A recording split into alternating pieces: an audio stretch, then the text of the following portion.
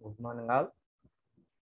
Today I am discussing about job description. So after functions of human resource manager, then you need to know about the basic things regarding about the job. So job description. First we are going to discuss about job description. So job description is an accurate and concise description of the overall purpose of the job. So job description అంటే ఏమని చెబుతున్నాడండి? It is nothing but the overall purpose of the job. అంటే ఆ job అనే దానికి మనం ఏదైతే job ఒకదాన్ని మన దగ్గర ఉన్నదో లేదంటే మనం క్రియేట్ చేసామో ఆ క్రియేట్ చేసినటువంటి జాబుకు సంబంధించి what is the purpose, overall purpose అంటే అసలు జాబు మనం ఎందుకు ఆ రోల్ని ఎందుకు క్రియేట్ చేసాం, ఆ జాబ్ రోల్ని అసలు దాని యొక్క అవసరం ఏంటి, అక్కడ జరగాల్సిన పని ఏంటి, ఆ జాబ్ రోల్లో కూర్చున్నటువంటి అంటే ఆ జాబ్లో మనం తీసుకున్నటువంటి వ్యక్తి ఏం చేయాల్సి ఉంటుంది సో అనేది మొత్తం కూడా ఈ జాబ్ డిస్క్రిప్షన్లో మనం తెలియజేయడం జరుగుతుంది. తర్వాత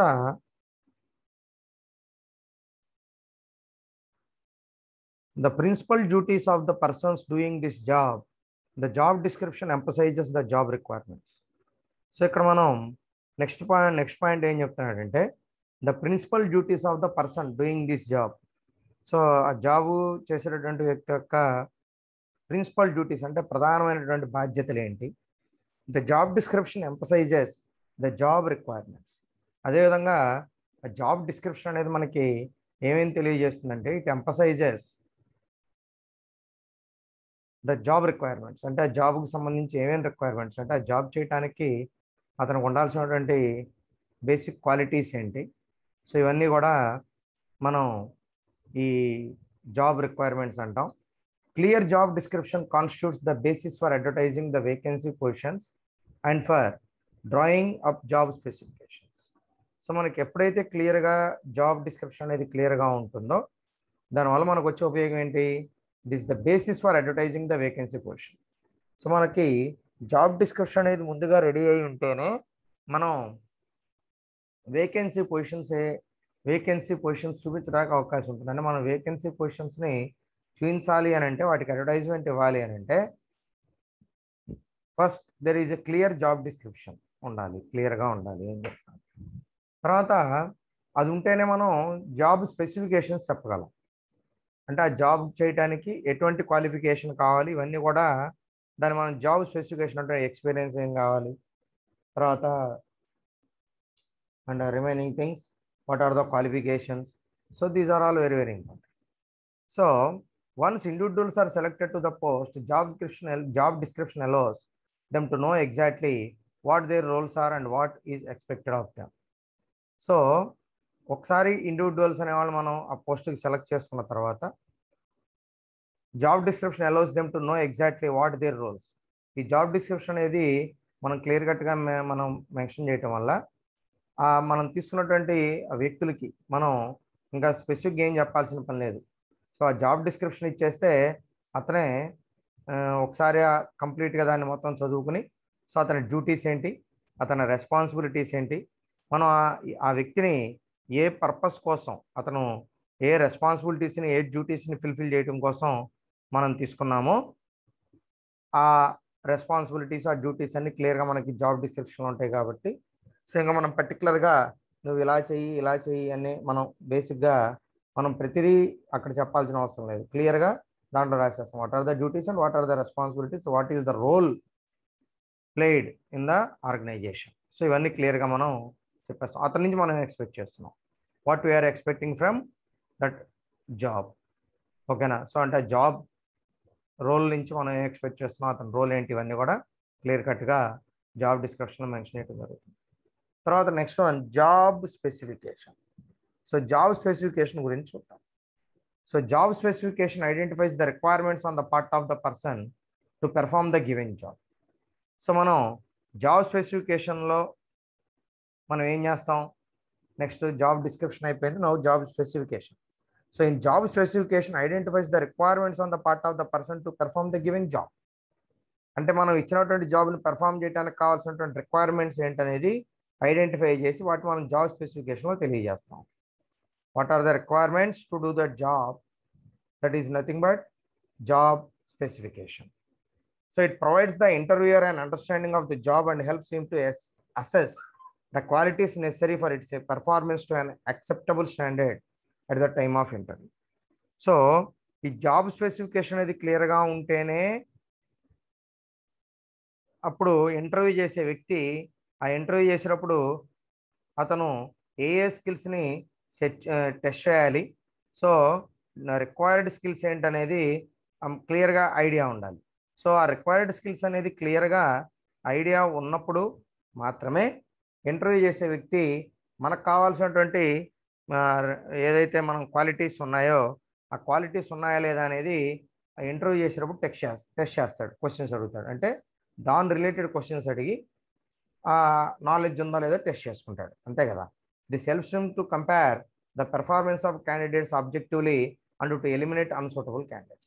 సో మనం ఈ జాబ్ స్పెసిఫికేషన్ అది క్లియర్గా మేము మెన్షన్ చేయడం వల్ల ఏం జరుగుతుందనంటే సూటబుల్ పర్సన్స్ని మనం తీసుకోవడానికి అవకాశం ఉంటుంది, అదేవిధంగా అన్సూటబుల్ పర్సన్స్ని మనం ఎలిమినేట్ చేయడానికి కూడా అవకాశం ఉంటుంది. So this is the job specification. తర్వాత next important thing is man power planning. Next important thing man power planning. So man power means it is nothing but human resource. Man power అన్న human resource అన్న పెద్ద difference ఏం లేదండి, ఓకేనా. So man power planning, it is the scientific process of evolving the right quantity of right men to be required in future at right time on the right job. So ఈ మాట నేను మీకు చాలాసార్లు చెప్పున్నాను. ఎంతమంది కావాలో అంతమందిని ఉంచాలి, that is right quantity. Right men అంటే మనం తీసుకున్నటువంటి పర్సను మనం ఇచ్చినటువంటి పొజిషన్కి సూటబుల్లా కాదో చూసుకోవాలి, that is right men. Required in future at right time on the right job. So మనకి రైట్ టైంలో రైట్ జాబ్ అదే మనం చెప్పాం. సో అంటే సరైన వ్యక్తిని సరైన సమయంలో సరైనటువంటి పొజిషన్లో మనం ఉంచాలి, that is nothing but job. So that is very very important thing. So అంటే మనం ఫ్యూచర్లో ఇంకెంతమంది కావాల్సి వస్తారు, that is very very important thing. At present now it is okay, but what are the future requirements? So అప్పటికప్పుడు కావాలంటే మనకు దొరకరు స్కిల్డ్ పీపుల్. కాబట్టి ఎప్పుడైనా మనకి స్కిల్డ్ పీపుల్ కావాలని అంటే సో వాళ్ళని మనం అవసరం ఉన్నా లేకపోయినా ముందుగానే తీసుకున్నట్టే పెట్టుకోవాలి, ఎందుకంటే వాళ్ళు మనకు ఎప్పుడు కావాలంటే అప్పుడు దొరకరు. నేను పని మొదలు పెట్టినాక తీసుకుంటానండి అంటే కుదరదు. సో మనకు ముందుగానే అవసరం అవుతారు వాళ్ళు. కాబట్టి వాళ్ళు వేరే ఆపర్చునిటీస్ ఉంటాయి కాబట్టి మనం తీసుకుంటే వాళ్ళు వేరే చోటకి వెళ్ళిపోతారు కదా. కాబట్టి అలాంటి వాళ్ళు మనం ముందుగానే ఏం చేయాలి, ముందుగానే వాళ్ళని ప్రొక్యూర్ చేసుకుని పెట్టుకోవాలి. కాబట్టి మనకి ఎప్పుడు కావాలంటే అప్పుడు మనకి మ్యాన్ పవర్ దొరకదు, అంటే దొరకచ్చు బట్ కానీ స్కిల్స్ ఉన్న వాళ్ళు దొరకపోవచ్చు. అందుకనే చాలా కంపెనీలు ఏం చేస్తాయి, software companies on the bench అంటే పనున్నా లేకపోయినా కొంతమందిని తీసుకుని అలా ఐడియల్గా ఉంచేస్తారు, శాలరీ పే చేస్తారు. ఎందుకని? వాళ్ళకి కావాల్సినటువంటి స్కిల్ సెట్ మొత్తం ఇతని దగ్గర ఉంది అంటే అతను మనకి ఇప్పుడు ప్రజెంట్ ఉపయోగపడవచ్చు, కానీ ఒక 2-3 నెలలాగా అతనితో మనకి పని ఉంది అనుకోండి, అది లాస్ అని అనుకోవు కంపెనీలు. So immediately they are recruiting that person and put him hold, అంటే అతన్ని ఆన్ ద బెంచ్ ఉంచుతారు. లేదంటే అతనికి ఏదన్నా ఈలోపు పరిచయాలు అవి జరగాలంటే ఆ రోజు ఆఫీస్కి వచ్చి సో అక్కడ జరుగుతున్నటువంటి యాక్టివిటీస్ అన్ని అబ్జర్వ్ చేయమంటారు ఏదో ఒకటి. బట్ కానీ అతన్ని మాత్రం తీసేసుకుంటారు, అంటే ప్రజెంట్ నీడ్ లేకపోయినా కూడా తీసుకుంటున్నారు, అంటే ఫ్యూచర్ పర్పస్ ఇది, అర్థమైందా? సో మనకు భవిష్యత్తులో మనకు అవసరాలు ఉంటాయి కాబట్టి భవిష్యత్తు అవసరాల కోసం మనం ముందుగానే తీసుకుంటాం, ఎప్పటికంటే అప్పటికప్పుడు దొరకరు కాబట్టి. సో అదే మనం man power planning. So definition, manpower planning may be defined as the rational method of assessing the requirements of human resources at different levels in the organization. It ends with proposals for recruitment, retention or even dismissal where necessary. So manpower planning అనేది మనం క్లియర్గా ఏమని define చేస్తున్నాడు, rational method of assessing the requirements of human resources. అంటే మనకి human resources అనేది ఎంతవరకు requirement ఉంటుంది అనేది అసెస్ చేసి at different levels in the organization. So అన్ని డిఫరెంట్ లెవెల్స్ ఉంటాయి కాబట్టి ఆర్గనైజేషన్లు అంటే top level, middle level, bottom level ఉంటాయి కాబట్టి ఈ 3 లెవెల్స్లో మనకి ఎంతమంది రిసోర్సెస్ అవసరం అవుతారనేది మనం రిక్వైర్మెంట్స్ ఎంత ఉన్నాయనేది మనం అసెసింగ్ చేసుకోవటం. It ends with proposals for recruitment, retention or even dismissal where necessary. So ఇది ఎక్కడితోటి ఎండ్ అవుతుంది? ఒకటి రిక్రూట్మెంట్ చేసుకోమని ప్రపోజల్స్ ఇవ్వచ్చు, లేదా రిటెన్షన్ ఎంప్లాయీని తీసేయమనొచ్చు, ఆర్ ఈవెన్ అదే తీసేయటం, రిటెన్షన్ ఆర్ ఈవెన్ డిస్మిసల్ అనేది. అండ్ వేర్ నెసరీ అవసరమైన అనవసరమైన వాళ్ళని తీసేయటం, అవసరమైన చోట రిక్రూట్ చేసుకోవటం. ఓకేనా? సో ఇది రెగ్యులర్గా జరుగుతూ ఉంటుంది. ఈ ప్రాసెస్ అనేది మనకు కంటిన్యూస్ ప్రాసెస్. అర్థమైందా? సో ఇది ఒక రోజుకి సంబంధించిందో 2 రోజులకు సంబంధించిన విషయం కాదు ఇది. So it is daily activity. You regularly monitor these things. Okay, then next, objectives of manpower planning. So what are the objectives of manpower planning? So making correct estimate of manpower requirement. So మనకి ఎంత man power కావాలనేది మనం correct estimation ఉండాలి. So తర్వాత రెండవది managing the man power according to the need of enterprises. దాని తర్వాత man power అనే దాన్ని మనం మేనేజ్ చేసుకోవాలి. అంటే requirement according to the need of the enterprise, అంటే ఆర్గనైజేషన్ ఎంతవరకు అయితే రిక్వైర్మెంట్ ఉందో అంతవరకు మనం మ్యాన్ పవర్ని ప్లానింగ్ తీసుకుని వాళ్ళని మనం ప్రాపర్గా మేనేజ్ చేసుకోవాలి. తర్వాత helps in recruitment and selection. దాని తర్వాత next important thing is recruitment and selection. So ఈ మ్యాన్ పవర్ ప్లానింగ్ అనేది మనకి ఎక్కడ ఉపయోగపడుతుంది? రిక్రూట్మెంట్ సమయంలోను, సెలక్షన్ సమయంలోను ఇది మనకి ఒక సోర్స్ లాగా ఉపయోగపడుతుంది. తర్వాత మెయింటైనింగ్ ప్రొడక్షన్ లెవెల్. అదేవిధంగా ప్రొడక్షన్ అనేది మనం ఎంత అయితే రిక్వైర్మెంట్ ఉందో అంత మేరకు ప్రొడక్షన్ అనేది చేయడానికి, దానికి అనుగుణంగా మనం ప్రొడక్షన్ లెవెల్ అనేది మనం మెయింటైన్ చేసుకుంటూ ఉండాలి. తర్వాత making employees development program effecting. అదేవిధంగా ప్రతి ఒక్క ఎంప్లాయీని మనం వాళ్ళకి ఈ డెవలప్మెంట్ ప్రోగ్రామ్స్, అదేవిధంగా training and development programs conduct చేయాలి. సో రెగ్యులర్ బేసిస్లో సో చేస్తూ ఉంటే ఎంప్లాయీస్ వాళ్ళ యొక్క స్కిల్స్ని ఇంప్రూవ్ చేసుకోవడానికి అవకాశం ఉంటుంది. సో దానివల్ల వాళ్ళ నుంచి మనం ప్రొడక్టివిటీ అనేదాన్ని ఎక్కువగా తీసుకోవడానికి అవకాశం ఉంటుంది. That should leads to profits. So తర్వాత establishing industrial peace. So man power ప్లానింగ్లో next important thing is establishing industrial peace. అంటే ఆర్గనైజేషన్ లోపల ప్రశాంతమైనటువంటి వాతావరణం ఉండాలి, ఎవరికి ఎటువంటి ఇబ్బందులు కలగకూడదు, సో అందరినీ సమానంగా చూడాలి. So all are having equal rights. So కాబట్టి ఎప్పుడైతే ఒకళ్ళతో ఒకళ్ళకి విభేదాలు ఉండవో ఆటోమేటిక్గా అక్కడ ప్రశాంతమైనటువంటి వాతావరణం ఉంటుంది. అంటే ఆ ప్రశాంతమైనటువంటి వాతావరణాన్ని మనం ఏర్పాటు చేసుకోవాలి, అది మన చేతుల్లో ఉంది. తర్వాత రిడక్షన్ ఇన్ లేబర్ కాస్ట్. దాని తర్వాత మనం next important thing is reduction in labour cost. Labour కాస్ట్లో డ్రాస్టిక్ చేంజెస్ అనేవి వస్తున్నాయి. సో కొన్ని చోట్ల తగ్గుతూ ఉన్నాయి, కొన్ని చోట్ల పెరుగుతూ ఉన్నాయి. So depending upon the requirement, depending upon the time, you have to bargain. So మీరు బార్గెయిన్ చేస్తారు అవసరాన్ని బట్టి. సో కాబట్టి దీంతో పాటుగా మనం ఎప్పుడైతే ఈ మ్యాన్ పవర్ అనేది మనం ప్రాపర్గా ప్లాన్ చేసుకుంటామో అటు ఎక్కువ ఉండరు, ఇటు తక్కువ ఉండరు.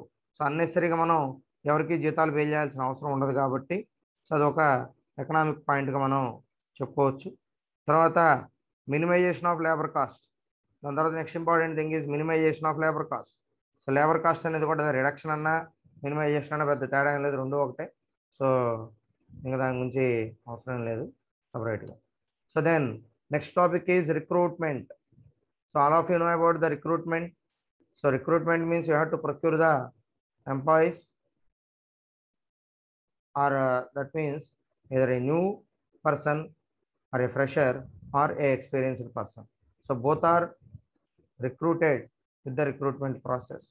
So recruitment is the process of discovering competent employee out of available candidates in the market who are suitable to job and according to organization requirements. So మనకి దీనికి సంబంధించి చాలా ఇంపార్టెంట్ రోల్ అనేది ఉంది. సో దానిలో మనం చూస్తే కనుక రిక్రూట్మెంట్ అనే ప్రాసెస్లో it is a process of discovering competent employee. అంటే ఎవరైతే పోటీ పడగలరో, ఎవరికైతే నాలెడ్జ్ బాగా ఉంటుందో, ఎవరికైతే స్కిల్ సెట్స్ బాగుంటాయో వాళ్ళని మనం ఫైండ్ అవుట్ చేయడానికి out of available candidates. So ఉన్న వాళ్ళల్లో అవైలబుల్ క్యాండిడేట్స్లో ఎంతమంది అలాంటి వాళ్ళు ఉన్నారు.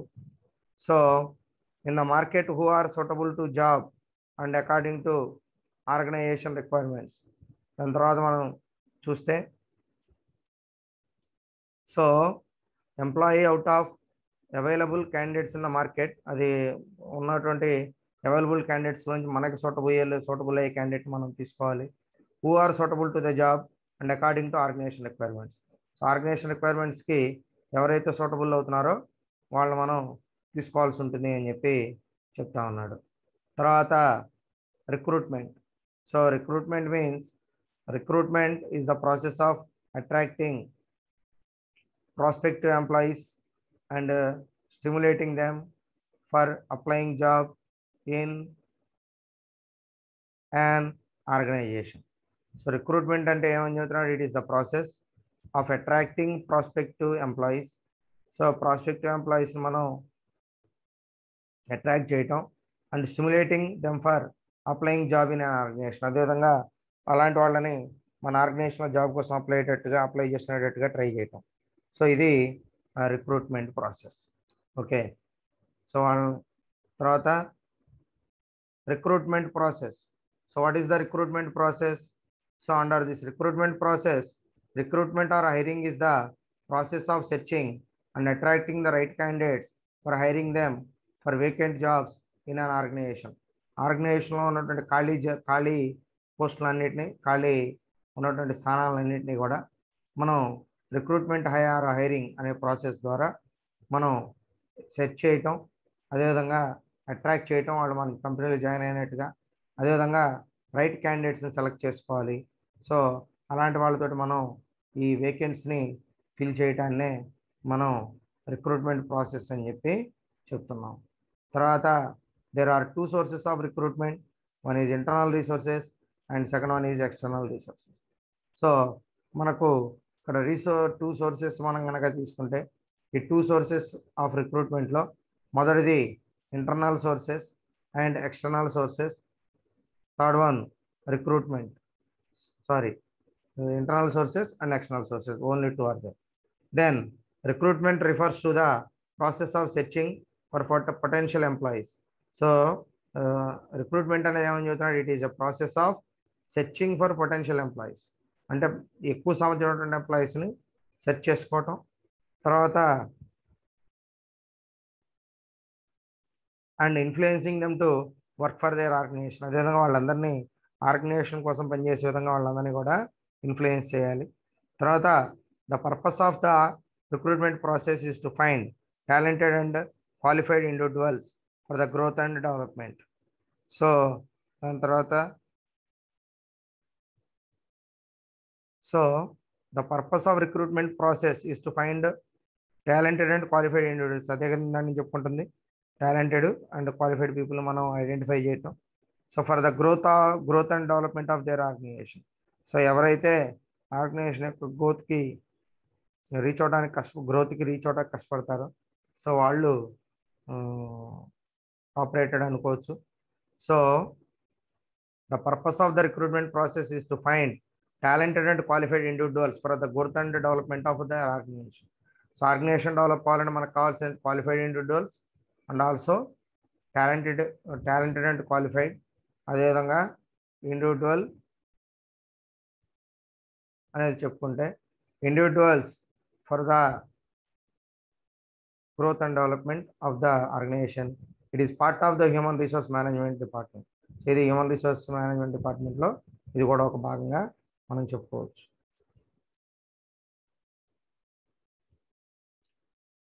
So what are the sources? ఇందాక చెప్పాను కదా ఇంటర్నల్ సోర్సెస్, ఎక్స్టర్నల్ సోర్సెస్ అని. Just all of you look at this carefully. So recruitment is nothing but searching sources of labour. So మనకి ఎక్కడెక్కడ లేబర్ దొరుకుతారు అనేది మనం సెర్చ్ చేయటం. Okay, so recruitment under recruitment one is internal sources and second one is external sources. So internal sources means within the organization. Internal sources అంటే ఎక్కడ ఉంటాయి? within the organization. Internal గా ఉండే వాటిని మనం ఇన్సైడ్ అంటాం.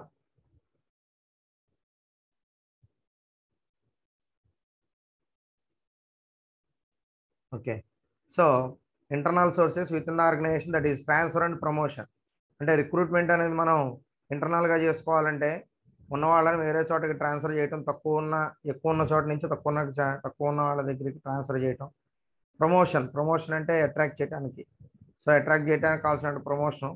సో ఇవన్నీ కూడా very very important. So transfer and promotion.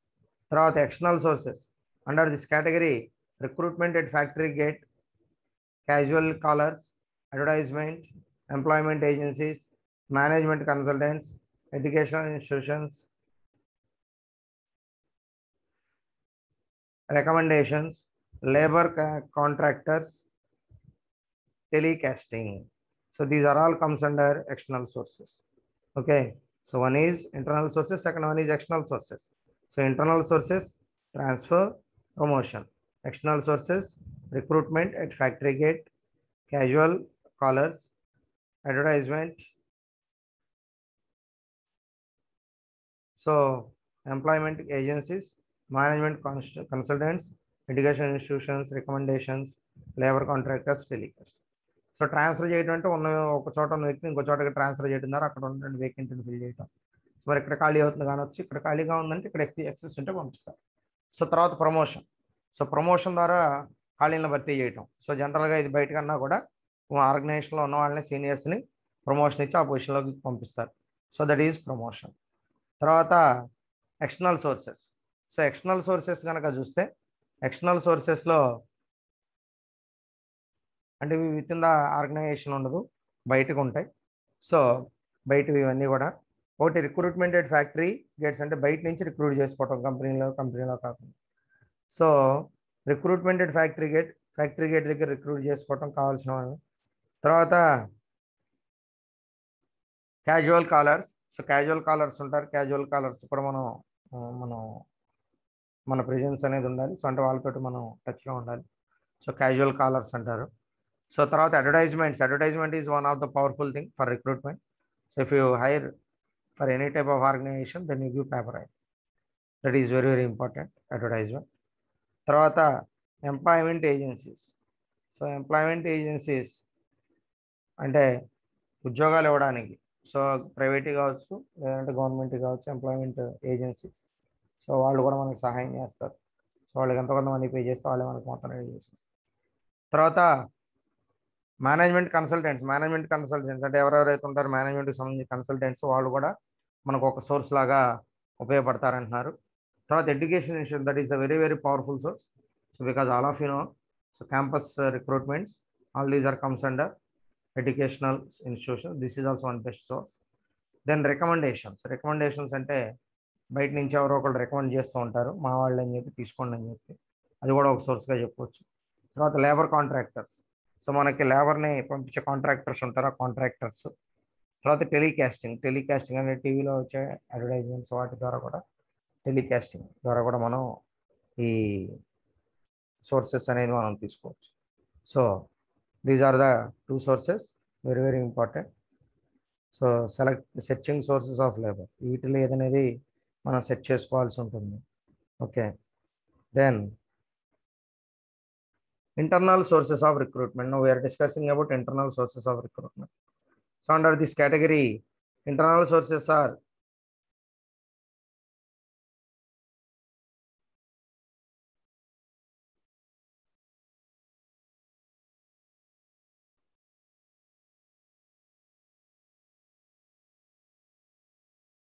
internal sources of recruitment consists of employees who are already on the payroll of a firm.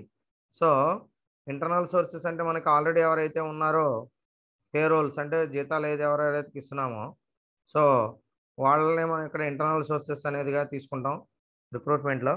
It also includes former employees who have return to work for the organization. దీంట్లో కొత్త వాళ్ళనే కాకుండా already పాత వాళ్ళు మానేసి వెళ్ళిపోయిన వాళ్ళని మళ్ళీ వస్తానుకుంటే వాళ్ళని కూడా మనం తీసుకోవచ్చు, రిటర్న్ చేసుకోవచ్చు. So recruitment from internal sources is done to fill up vacancies through promotion, rehiring and transferring employees with in the company. So మనం రిక్రూట్మెంట్ అనేది ఇంటర్నల్ సోర్సెస్లో ఏ విధంగా జరుగుతుందంటే, ఒకటి ప్రమోషన్ ద్వారా కానివ్వండి, లేకపోతే హైర్ చేసుకోవటం వల్ల, లేదంటే transferring employees with in the company. So these are all comes under internal sources of recruitment. Then next one, external sources of recruitment. So external sources of recruitment means external sources of recruitment refers to the sources that lie outside of the organization. Okay, external organization. So external గా మనం వాటిని అక్కడ మనం external గా వీటిని మనం తీసుకోవచ్చు. These are all came from outside of the organization. ఓకేనా. సో అవి కింద ఎగ్జాంపుల్స్ చెప్తున్నాడు. So people joining an organization specifically through recommendations ద్వారా రావడం. రెండవది employment agencies, example naukri.com or employment exchanges. And next one advertising, already we're discuss. Then institutes like colleges and vocational schools, this is also discussed. And contractors and hiring unskilled labour, so unskilled లేబర్ని hire చేసుకోవచ్చు. తర్వాత list of applicants అనేది కూడా మనకి సోర్సే. Suppose ఇప్పుడు ఒక 10 మంది అవసరం అయ్యారు గతంలో, ఆ 10 మందిని తీసుకున్నాం. ఒక 100 రెజ్యూమ్లు వచ్చినాయి అనుకోండి, ఒక 10 మందిని తీసుకున్నాం. మిగతా 90 నువ్వు నేను మళ్ళీ తీసుకుని ఆ ఫైల్ని ఓపెన్ చేసి నువ్వు కావాల్సిన వాళ్ళు ఫోన్లు చేసి పిలిపించుకోవచ్చు అప్పుడు ఏదైనా ప్రాబ్లం ఉన్నా అని. ఓకేనా. సో అది కూడా ఒక ఆపర్చునిటీ ఉంటుంది.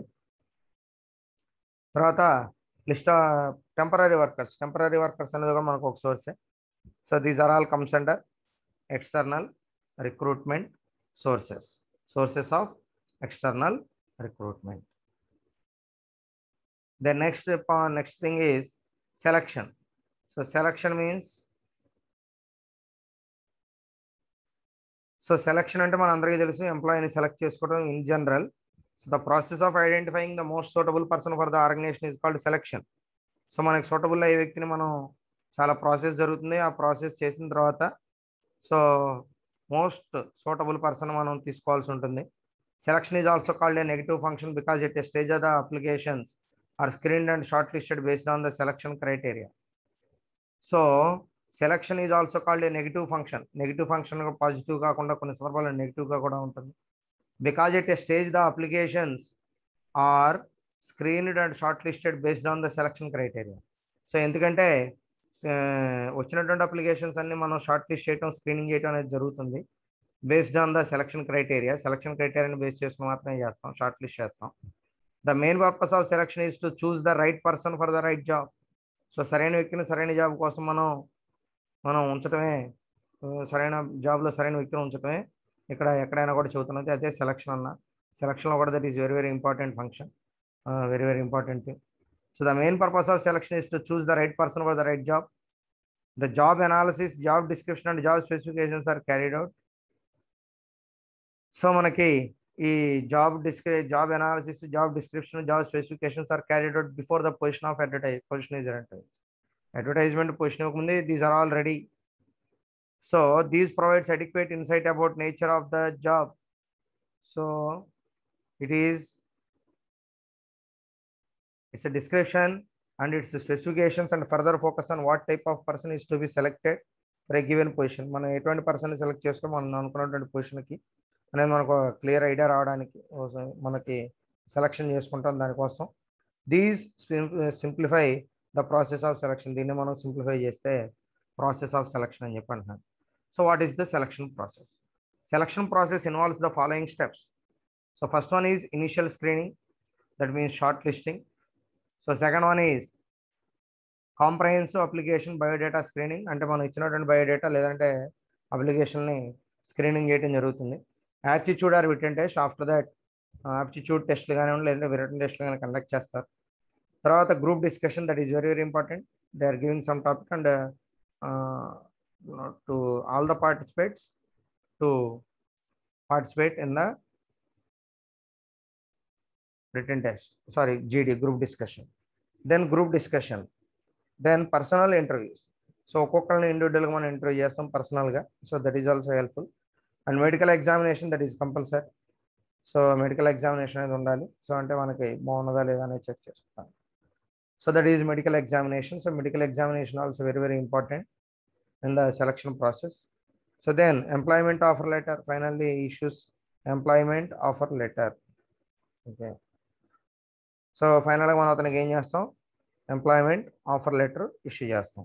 సో పైన అన్ని సాటిస్ఫై చేస్తే ఫైనల్గా ఎంప్లాయ్మెంట్ ఆఫర్ అనేది లెటరు అతనికి రిలీజ్ చేయడం అనేది జరుగుతుంది. So this is the selection process with in the organisation.